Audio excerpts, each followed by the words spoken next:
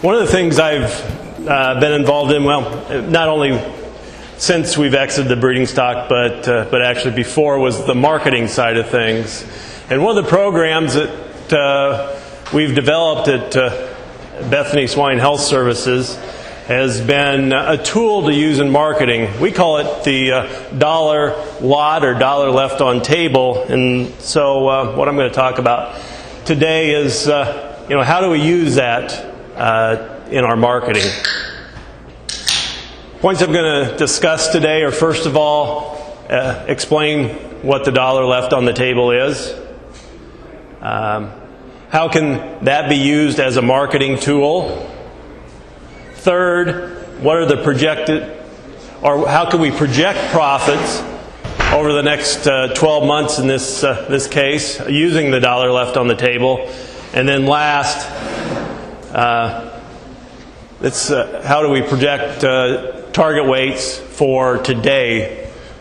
Fairly simple. Dollar left on table is the amount lost when a pig's not marketed in the ideal carcass weight. When you look at a packer grid, there's one weight that's ideal. And that's going to depend on some factors, and we'll discuss those a little bit later.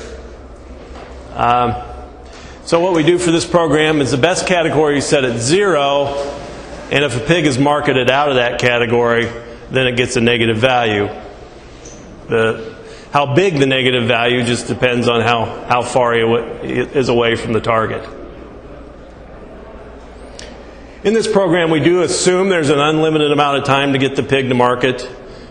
We know that's not always the case, especially with the clean-out loads, depending on how much time you have in the barn. And also, market over feed is what drives the best category.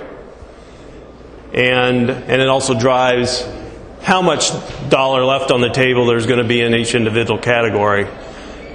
So just sort of quickly go over what margin over feed is, or define what margin over feed. It's fairly simple. It's the live market price minus the cost per pound of gain. So if we have a live market price that's high and cost per pound of gain that's low, we're going to want to drive that market price or that market weight up as high as we can, or vice versa. Now, one thing on this, you see a closeout and you see your cost per pound of gain, and today a closeout might show like a 28-cent cost per pound of gain. That's not the same exact cost per pound of gain we're looking at. It's the one that's at the time of marketing. What's crucial is what that cost is when you're ready to send the pig to market, or during that window at which you send the pig to market. Historically, if we look at what this margin over feed looks like, again, I think it's probably going to be, these are months going back the last 4 years, a little hard to see, but I think if you look at these and know that these are very high margin over feed, this is our PED year, where we had historically numbers that were just way, way off the board. Typically we see numbers, and the red line here is 13 cents. We're at 8 cents for the blue line. The red line's the average. I did take out 2014 because that was somewhat of an anomaly. And so if we take out 2014, we see cost per pound of gain around 8 cents. So historically we're around 8 cents. For looking forward, what's this going to look like? Actually, even with markets that are not projected to be very good the next 12 months, we see a fairly high historical margin over feed, which means we're probably going to have we're going to project target weights of being fairly high. Why is that? Obviously, our feed costs, we really haven't seen the feed costs that we're projecting for the next 12 months for a large number of years. So that's going to help to offset some of the lower projected market prices.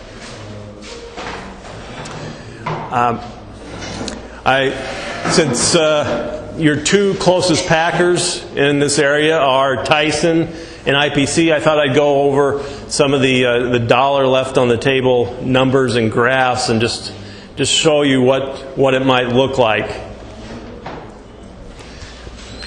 Okay, this is dollar left on table, and I've put three different margin over feed: a low, a medium, and a high. I think the most important thing I want to show out of these graphs is what is the shape of those graphs as we go over varying carcass weights from a pig that's 200 pounds up to this end to a pig that's approaching 350 pounds. Now again, at the top we have 0, the ideal dollar left on the table. So if we look at the top graph, which is dollar left on table for a low margin over feed, this red line, if we have low margin over feed, we're not going to get hurt so much by selling a lighter pig. But then when we get into heavier pigs, that red line drops below. So we know under times where we have this low margin overfeed, we want to sell our pigs a little bit lighter. Likewise, if we move to the green line, which is the high margin overfeed, and if we sell our pig light, we're going to lose a lot of potential in that pig. But as we get into the heavier side, then it's on the top of the three graphs. I circled an area here. This is a pig that's going to be about 230 pounds. Part of the reason I circled it, there's a point where the slope changes here. We see it's going up pretty fast, and then it starts to slow down a little bit. But at this point, just to give you an example of what happens if you market a 230-pound pig under these varying combinations, if we start down here with the high margin over feed, we're going to lose somewhere around $16 on that pig. There's still $16 of potential left in that pig to get him to the ideal category. Now what happens if we go to a medium? Well, we're up around $11, so there's not as much left in that pig under a medium margin over feed. And then lastly, what happens if the margin is low? Well, there's only about $6 left in that for that weight of pig. Now, first one was a Tyson example. This one's an IPC example. We see a lot different shape of graph. One thing that's probably the most dramatic is this drop. And for IPC, I circled a pig that's somewhere around 310 pounds. But you can see this is right at the point that the value of that pig, or you're going to lose a lot by sending that pig to market higher than that weight.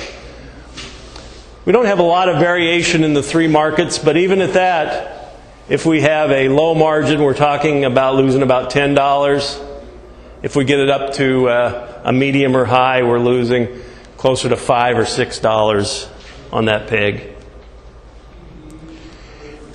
Just wanted to point, this is taking the medium graphs and just to show the shape of the curves of these two packers. Tyson's a lot smoother, I guess you might say. It goes up a little slower and goes down a little slower. That means you have a little bit wider range you can hit and not get hurt so bad. IPC, there's a line right here. Don't sell a pig above 320. You can get down here and start easily losing $20, $30, $40 a pig by leaving those pigs in the barn an extra week in the back pens and things like that. One of the things where we really gained a lot of value in our system early was to identify that type of thing. Find the farms that said, okay, we'll get to that back pen next week, and all of a sudden you quantify the number of dollars you're losing by just making that simple management mistake. And how can we use this as a marketing tool? Well, we can project target weights. We can determine what the current market weight is. What should we be marketing today? And maybe the most important tool within our system is quantifying the market results for rapid return back to the finishing site. How did we do with the load we just sent yesterday? The finishing site has that available to them the next day so they can adjust. This might seem a little out of place. I'm talking about projected profit over the next 12 months. But it's really important to know what your profit is along with your feed costs, because really your feed costs and your market price are in there. And how is that going to potentially affect your marketing? And so what I did, I used the August 8th market closes, the hog futures price, and I put an adjusted historical basis on it. And then from a feed standpoint, I used a Northern Illinois basis, so I expect that you'd be a little bit different here in this part of Indiana. I added $20 to the meal futures, and I put DDGs at 115% of corn. And I hate to be the bearer of bad news over these next few slides, but I guess what we have at the bottom is the potential, or the profit per head as the markets tell us right now. We have the cash of the lean hog price, as well as the corn, the meal, and the cost per pound of gain. What our break-evens are, both on a live and a carcass weight. But anyway, cash, at least on the 8th of August, was showing a minus $5.65. I'm going to project over the next 12 months. I'm going to do that on a hog contract. So the October is going to be from August 15th to October 15th. So a 2-month period of time. What is that? What are the markets telling us for those periods of time? Well, for the October period, it's showing a minus $15.35. For December, it's showing about a minus 20. The one positive thing is there has been about a $5 to $7 upward shift. I don't know if it's a big opportunity, but there has been a little bit of shift. I did pick the recent low point in the market when I did these. But again, when we look at the feed costs, they're going to be fairly constant. Really, the variable in this profit per head, as you all know, is going to be the market price. Again, we have pretty stable grain prices for the next 12 months. Just moving quickly through the February and April, about a $24 and a $12 loss.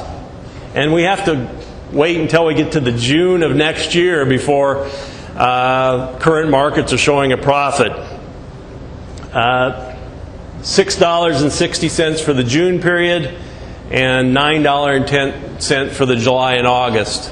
I did mention earlier that there was a pretty good jump in the profitability of the winter time and spring markets. Actually, these have really only shown about $1 or $2 increase. They're not driving the markets up in the summer the last week, mainly just the winter ones. So if we take all those factors and ask what should our weights be the next 12 months based on that projected profit loss. This line here is 285 pounds, and this one's 275. Actually, IPC and Tyson are really sitting on top of each other. Some of the times I just separated them by a pound or two just to separate the graphs or the lines, but essentially the two of them follow fairly closely in what the expected weights are. Currently, target weights are about 280. They're expected to drop through the fall and winter down to around 275, and then as we get into the early part of next year, start climbing up to a summertime target weight in the 285-pound range. I did put Smithfield matrix. Our area sends the majority of their pigs to Smithfield in Monmouth, Illinois. One thing about Smithfield, it has a very severe break on the heavy side, and it also forces you into a pretty narrow range. Very good premiums if you hit the target weights, but there's really not a lot of change in the weights. So depending on the packer, we do have information on JBS Swift, Hormel, and CMS or Cargill Meat Solutions. Depending on how they end up merging matrices with Swift, they may be one and the same coming up. But we do follow all 6 of those packers in this system. And I assume some of the pigs in this area may go down to Louisville and the JBS Swift plant. So. How about current target weights? What should we be looking at today for a target weight? And what are some of the things that go into it? Again, we've talked about the margin over feed. The cash price would be the current, and again, the feed price, really the cost per pound of gain. And for example purposes, what I've done is assumed a 60-pound weight range, or an approximate 60-pound weight range. Sort of circle that and look what the middle of that target is. Now, farms that do really well in sorting can narrow that range down less than 60 pounds. I mean, we see some that can get down to 45 or 50 where the majority of the pigs are. But if you look across farms, many of them will be in about a 60-pound top to bottom, throwing out a few odd stragglers.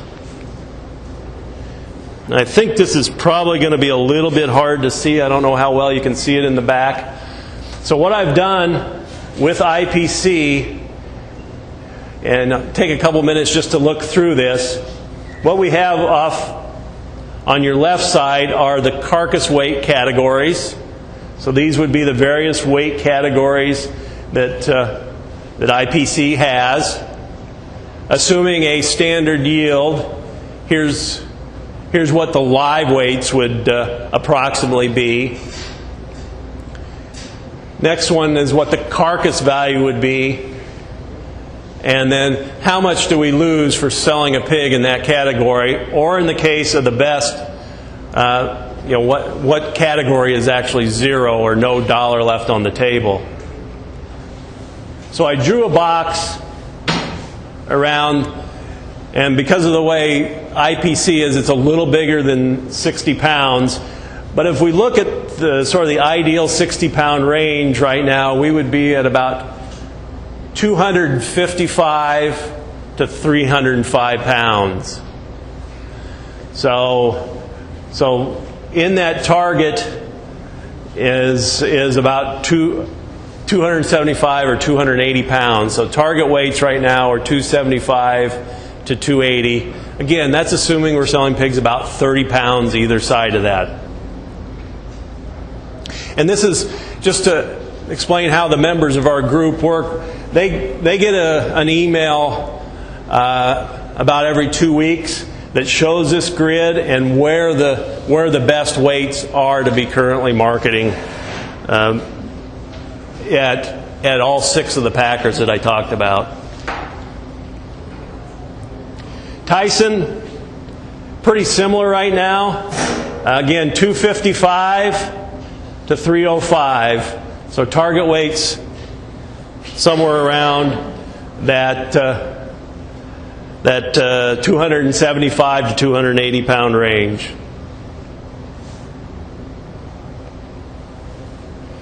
So we look at day-to-day marketing feedback. Probably the biggest point and what's really improved our system is a timely return. They get it the next day. They see what that load was and they can adjust as quickly as possible. with packers and booking out 7 days to maybe up to 2 weeks, sometimes it's a little hard, but at least you can make as quick a decision as possible. And we need to make it simple. And what's on there? The weight, the variation. And again, variation is actually presented as 6 separate categories. A lot of packers are usually have from 12 to maybe 18 or 19 categories. We condense them into 6 so they can focus on the categories instead of looking at a big, broad range. And this really just is a measurement. Maybe it doesn't tell us a number, but it tells us about the variation that existed in that load. And then, of course, there's a dollar left on the table number at the bottom. As a side note, we then integrate this as part of our integrated closeout. So this then goes into our overall closeout system. So if we look at an example of what the feedback would be, on here's an example of load they got back. They know the number of days post-wean that was in there, if there was any dead or subject on the truck. Sort the weights, both carcass and live.